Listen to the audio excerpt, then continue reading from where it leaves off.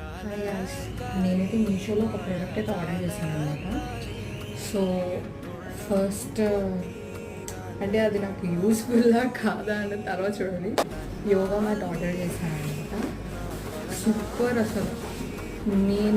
నాకు తెలిసి నా హైట్కి బర్త్ అని చెప్తాను.